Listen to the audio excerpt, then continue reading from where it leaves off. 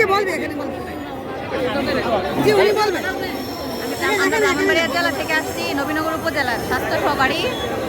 তো আমরা অনেক দিন যাবতই মানে আন্দোলন করতেছি, কিন্তু ঢাকায় আজকে আমরা আসছি এই সরকারের কাছে, বর্তমান প্রধান উপদেষ্টার কাছে। এই আমাদের ছয় দফা নিয়ে আমাদের নিয়োগ বিধি সংশোধন করতে হবে। নিয়োগ বিধিতে আমাদের সমস্যা আছে, নিয়োগ বিধি সংশোধন করতে হবে।